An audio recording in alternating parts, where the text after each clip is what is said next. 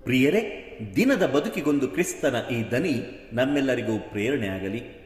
ಪೂಜಾ ವಿಧಿಯ ಸಾಧಾರಣ ಕಾಲದ 14ನೆಯ ವಾರ, ಜುಲೈ 8, 2024 ಸೋಮವಾರ.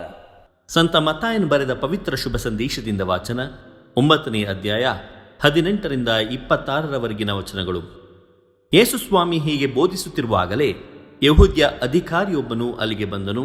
ಅವನು ಯೇಸುವಿನ ಮುಂದೆ ಮೊಣಕಾಲೂರಿ, ನನ್ನ ಮಗಳು ಈಗ ತಾನೇ ಸತ್ತು ಹೋದಳು, ಆದರೂ ತಾವು ದಯಮಾಡಿಸಿ ತಮ್ಮ ಹಸ್ತವನ್ನು ಆಕೆಯ ಮೇಲಿಡಬೇಕು, ಅವಳು ಮರಳಿ ಬದುಕುವಳು ಎಂದು ಬೇಡಿಕೊಂಡನು. ಯೇಸು ಎದ್ದು ಅವನ ಹಿಂದೆ ಹೊರಟರು. ಶಿಷ್ಯರು ಹಿಂಬಾಲಿಸಿ ಹೋದರು. ಹೋಗುತ್ತಿದ್ದಾಗ 12 ವರ್ಷಗಳಿಂದ ರಕ್ತಸ್ರಾವ ರೋಗದಿಂದ ಬಹಳವಾಗಿ ನರಳುತ್ತಿದ್ದ ಒಬ್ಬ ಮಹಿಳೆ ಹಿಂಬದಿಯಿಂದ ಬಂದು ಯೇಸುಸ್ವಾಮಿಯ ಉಡುಪಿನ ಅಂಚನ್ನು ಮುಟ್ಟಿದಳು. ನಾನು ಅವರ ಉಡುಪನ್ನು ಮುಟ್ಟಿದರೂ ಸಾಕು, ಗುಣ ಹೊಂದುವೆನು ಎಂದುಕೊಂಡಿದ್ದಳು ಆಕೆ. ಯೇಸು ಹಿಂದಿರುಗಿ ಆಕೆಯನ್ನು ನೋಡಿ, ಮಗಳೇ, ಹೆದರಬೇಡ, ನಿನ್ನ ವಿಶ್ವಾಸ ನಿನ್ನನ್ನು ಗುಣಪಡಿಸಿದೆ ಎಂದರು. ಆ ಕ್ಷಣದಲ್ಲೇ ಆಕೆ ವ್ಯಾಧಿಯಿಂದ ಮುಕ್ತಳಾದಳು. ಯೇಸು ಆ ಅಧಿಕಾರಿಯ ಮನೆಯನ್ನು ತಲುಪಿದರು. ಅಲ್ಲಿ ವಾದ್ಯಗಾರರನ್ನು ಗದ್ದಲ ಮಾಡುತ್ತಿದ್ದ ಜನಜಂಗುಳಿಯನ್ನು ಕಂಡು, ಎಲ್ಲರೂ ಇಲ್ಲಿಂದ ಹೊರಡಿರಿ, ಬಾಲಕಿ ಸತ್ತಿಲ್ಲ, ನಿದ್ರಿಸುತ್ತಿದ್ದಾಳೆ ಎಂದರು. ಜನರು ನಕ್ಕು ಅವರನ್ನು ಪರಿಹಾಸ್ಯ ಮಾಡಿದರು. ಆದರೂ ಜನರ ಗುಂಪನ್ನು ಹೊರಗೆ ಕಳುಹಿಸಿ ಯೇಸು ಕೊಠಡಿಯೊಳಕ್ಕೆ ಹೋಗಿ ಬಾಲಕಿಯ ಕೈ ಹಿಡಿದು ಎಬ್ಬಿಸಿದರು. ಆಕೆ ಎದ್ದಳು. ಈ ಸಮಾಚಾರ ಆ ನಾಡಿನಲ್ಲೆಲ್ಲ ಹಬ್ಬಿ ಹರಡಿತು. ಪ್ರಭುವಿನ ಶುಭ ಸಂದೇಶ. ಕ್ರಿಸ್ತರೇ ನಿಮಗೆ ಸ್ತುತಿ ಸಲ್ಲಲಿ.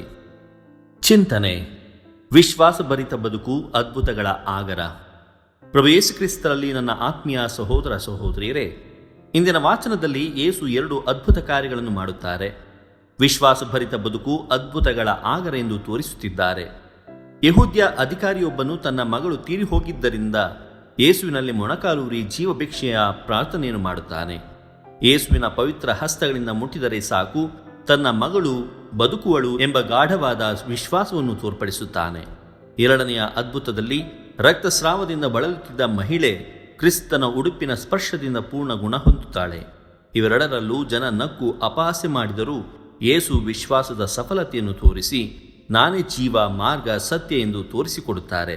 ನಮ್ಮಲ್ಲೂ ಈ ಅಳುಕು ವಿಶ್ವಾಸವನ್ನು ತೆಗೆದು ಕ್ರಿಸ್ತನಲ್ಲಿ ಪೂರ್ಣ ಭರವಸೆ ಇಟ್ಟು ನಮ್ಮ ಆಧ್ಯಾತ್ಮಿಕ ಮತ್ತು ದೈಹಿಕ ಸ್ವಾಸ್ಥ್ಯವನ್ನು ಹೆಚ್ಚಿಸಿ ಇತರರ ಅಪಹಾಸ್ಯವನ್ನು ಶಮನಗೊಳಿಸಿ ವಿಶ್ವಾಸದ ಪತಾಕೆಯ ಜೊತೆ ಅದ್ಭುತವನ್ನು ಕಾಣೋಣ. ದೇವರು ನಮ್ಮೆಲ್ಲರನ್ನು ಆಶೀರ್ವದಿಸಲಿ. ಇದು ಧ್ವನಿ ಮಾಧ್ಯಮ ಮನೆಯ ಕೊಡುಗೆ. ಧ್ವನಿ ವಂದನೆಯ ಸ್ವಾಮಿ ಶಾಂತಕುಮಾರ್ ಜೆ, ಬೆಂಗಳೂರು ಮಹಾಧರ್ಮ ಕ್ಷೇತ್ರ. ಪ್ರಿಯರೇ, ಈ ಚಾನೆಲ್ ಅನ್ನು ಸಬ್ಸ್ಕ್ರೈಬ್ ಮಾಡಿ ಪ್ರತಿದಿನ ದೇವರ ವಾಕ್ಯವನ್ನು ಆಲಿಸುತ್ತಾ ಅದನ್ನು ಇತರರೊಂದಿಗೆ ಹಂಚಿಕೊಳ್ಳಲು ನಮಗೆ ನೆರವಾಗಿರಿ. ಧನ್ಯವಾದಗಳು.